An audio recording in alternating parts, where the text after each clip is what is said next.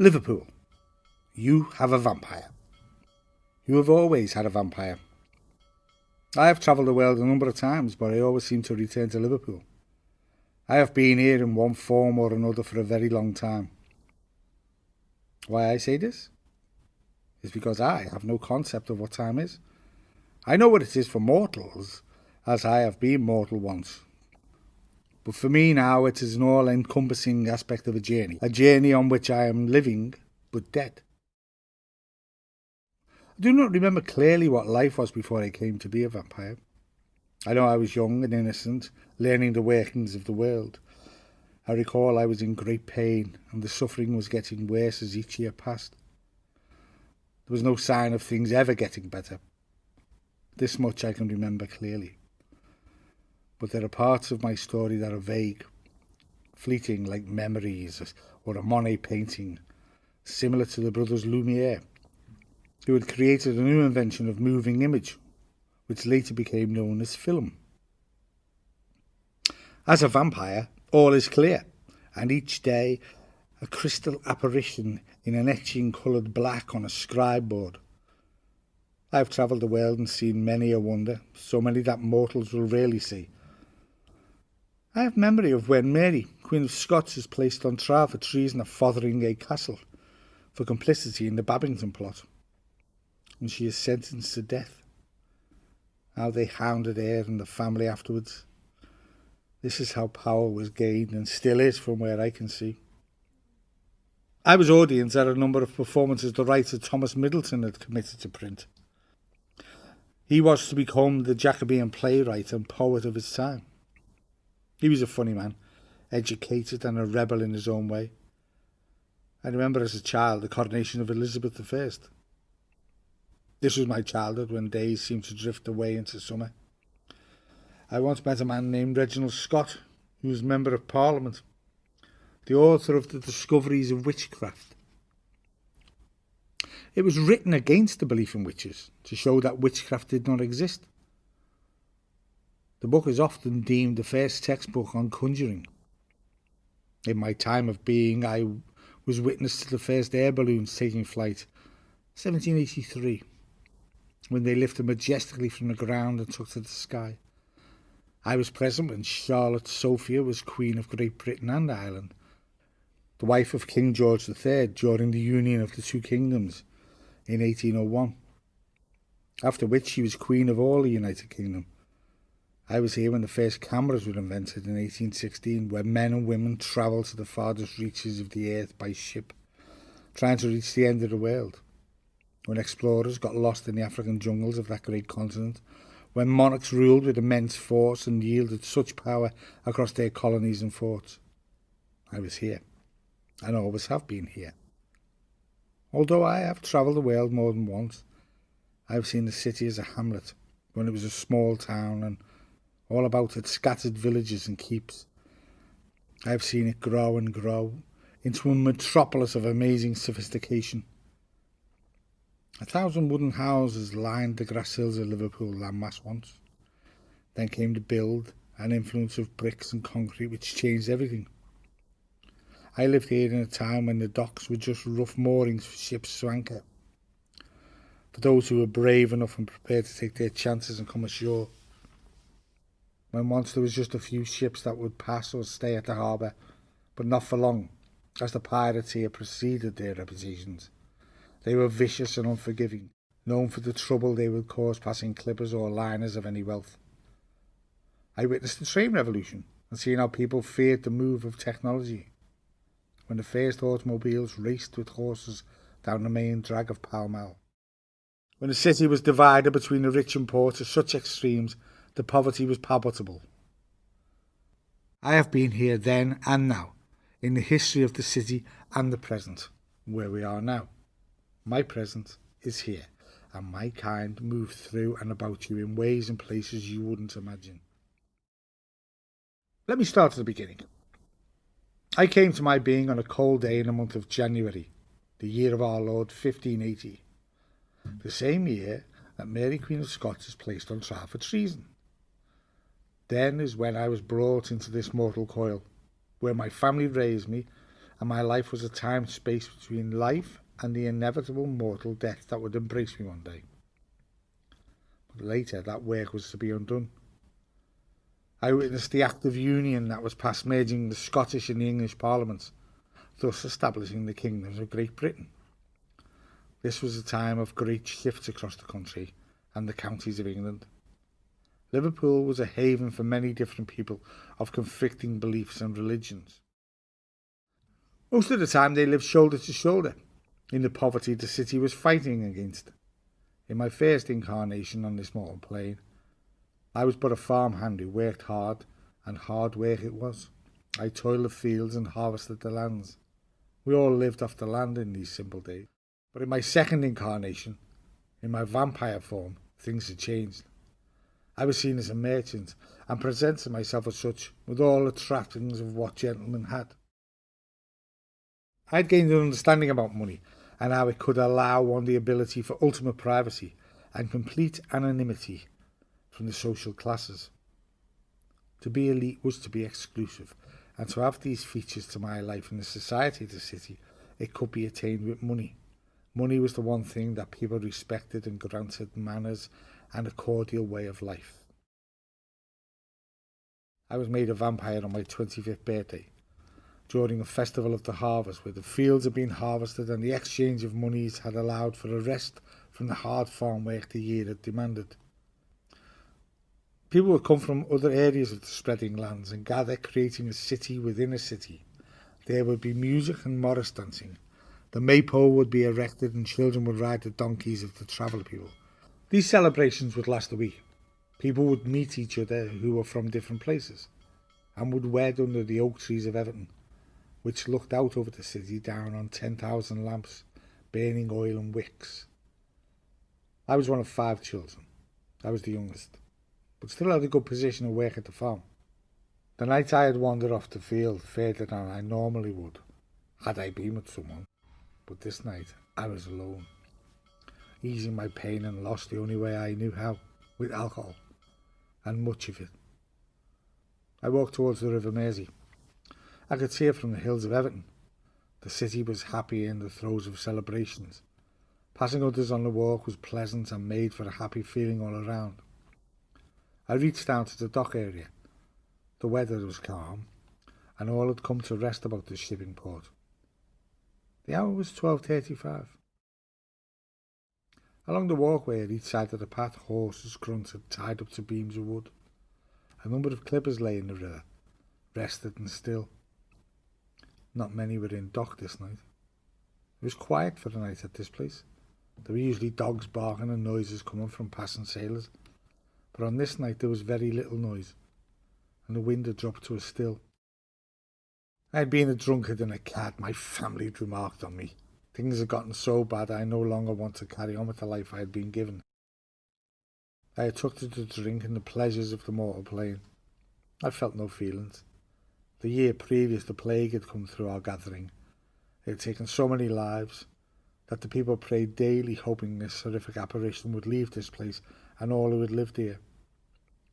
They wished it to find another place to hold in its clutches. The drink was the only solace from the pain I felt. I lost my old family in 1 month. A young family that had gone. My loving wife Mary, our 4 babes, all were under the age of 10. It happened so quick. I was in a daze for months. I could not see beyond the drink. I would work hard, influenced by the ale. Then I would roam around the hills and woods of Liverpool, moaning in pain and crying. The night I recall being the last night on this mortal plane was a happy time. I was only drinking when alone. I had made it down to the docks to drown my sorrows, so I wouldn't be seen by the people of my gatherings. I sat, looking out at the River Mersey, as I had many times before, but never alone like this. A huge clipper lay in the harbour, sails down as it rocked in the sea on this calm evening. From the distance a woman came walking. She wore a dark dress and headscarf made from silk. She was far away, at a distance where but it seemed she could be walking in any direction, but she was coming straight to me. I could feel her eyes from the gap between us. I knew she was heading toward me. I felt nothing, no fear or heroics. I was nonplussed, even if she was to walk right past me. She stopped, 10 feet before me, eyes looking me up and down as if to check my status or standing in society. She spoke with a soft French accent, which I heard once before when working down here by the river, when the ships would dock for days and the crew would come ashore in their strange clothes and language to match. The woman spoke. May I be so bold as to express you seem tired of the life you live? You've given up on your presentation, you are uncouth and unshaven, although I can see beneath your appearance there is a man of fine standing and calibre. I had no feeling for cordial manners and paid no one any respect, not even a well-dressed female with a foreign accent. I growled at her in my drunken stupor and retorted, My appearance is my own affair. I am no one, and I expect nothing from anyone in this world. I looked away from her with the disdain I've looked away from many people since losing my family. Oh, this is a shame. I seemed you many years a possibility. She folded her arms and, stroking them with her long fingers, I snapped at her look in the sharpest words I could manage. Do not mock, woman, for I have no time for the fairer sex. I would sooner swipe you with my fist than engage in the etiquette of manners to try to make you smile.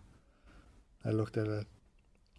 You better find a man who has reason to live and more patience for a woman. As I have neither, and do not want any. She smiled, lifting her hand to reveal her shocking red lips beneath her veil. I have travelled the world on this very ship. I have been far beyond where ships do go. She came towards me, as if hovering, not stepping, just moving. I have found you, without even knowing I was looking for you. I brushed my head with my hands, about to shout the hells of hells at her. I was going to swear the gods and heavens using language that only seamen use. But before I knew it, she was before my face, there in front of my eyes. I could smell perfume, a scent I had not known. Her breath was in rhythm with my breath. Her green eyes touched my very soul. I have found you. I did not know I was ever looking for you. Inside, my rage was building up. The shout of my loss was being ready to swear from a pain that I've carried for years. But her 2 fingers went to my lips. I was made numb. I could not feel or move a muscle in my body. She held me with them green eyes and I was stuck. You will sleep for a while now. When you awake, all of this will be forgotten. Deeper in my soul I tried to fight, to retaliate, but all I had were words. I will always feel the pain I feel now. Nothing in this life will erase the hurt and break this heart beats with. Its very rhythm is a broken pulse about to stop. With enough drinking and fighting, it'll soon be stopped. She held me close. This heart is mine. You radiate with a resonance that fills me full. She kissed me. I swelled into the black. All the stars above my head squeezed into one central point and then exploded out into oblivion. She spoke to me through this elated experience, her words caressing my being in a strange way. I could not fight it. I did not want to ever forget the family I had lost. I wanted to wear my pain in remembrance of them. She spoke again. Soon, my man, you will be where you are supposed to be. I will be your forever and ever. I tried to fight the feeling of forgetting, but the more I did, the easier it slipped out of my hands away into the distance. I could not hold on. It was going. Come with me, my man. Let yourself relive the live. Let your heart intertwine with mine. She held me at the waist with one hand. With her other, she put my arms around her neck. Looking up at me with want and water in her beautiful green eyes, I tried to fight her grip. Not just with my physical self, but my deepest strength. She was holding me, touching me in a place much deeper than I could fathom. My head spun around. It swirled in an uncontrollable way. I had no balance. All was black. dark black, as if night had been torn up the middle and the cut looked into a darker universe. I woke for a second, eyes flashing about the place. I was in a cabin on a ship. A plush cabin with silks and pillows that matched. The porthole moved up and down. There was no docks in the porthole view. The ship was moving. I fell into a deep sleep of endless black. Before I express the full journey of this tale, it must be said that time is a fleeting pendulum which swings in both directions, while still as a clock that has stopped suspended in the in-between. I had spent the first 190 years as a vampire, away from the city of my birth in places I never even knew existed, always aware the world had such places. Places of amazing beauty and fauna, animals that would question the very nature of nature. That night on the docks of Liverpool, then, this is when I became the vampire I am now. My mistress, my wife, my love, made me who I am. For love. Like on that first meeting on the docks of Liverpool, she still says that we were meant to be together. A higher plane had decided our stars long ago, before the dust, the wind and rain and snow. She had been a vampire for 100 years before she arrived on the shores of England. She had travelled the world more than once, aimlessly, she said, not looking for anything or anyone, until she saw me on the docks of the port of Liverpool, half dead and ready to complete the other half of the job very soon. She knew I was at the end of my life, in a place where nothing had any meaning or feeling, in a place where there was nothing worth living for. But now I was a clean-cut man with a rugged face, which was classic and demanded respect and manners. I was a man of means, a persona of some importance. I could pass as a gentleman in any modern city in the world. I could attend the opera in Paris or a concerto of Mozart in Vienna. My mistress had educated me in the ways of this world, far more educated than I was before I became a vampire. She taught me how to manoeuvre this world as a vampire and to take advantage of the fact that the mortals are God-fearing people. If they fear God, then they must also fear the devil, which is how we can use this to our advantage, she often said. Etienne was 6-foot, raven-haired beauty. God had made her, and then broke the mould which he had used to cast her. She stood proud and had the countenance of a queen and the airs and grace of a goddess. She had saved me from me. The night she took me from my pain was the last time my heart hurt and the last time my soul cried for the loss of my family. I had vague transient memories and feelings. I was looking at my past from somewhere else, a different perspective, and my whole existence I came to see in a different way. As if I was behind glass, looking at a life someone I knew had lived. I could see the hurt, a tableau of grotesque imaginings, heaps of bodies in pain, riding in pools of blood and disease, washed by tears. Etienne had saved me. She had given me a chance at life one more time. The Liverpool I had left was gone now, underneath the concrete and stone that had been built on top of the old villages and forts. Pathways had been turned into roads which spiral off into the distance of this newly mapped city that had grown from its infancy. There was very little signs of the wooded world that existed before. It was as if it never existed at all.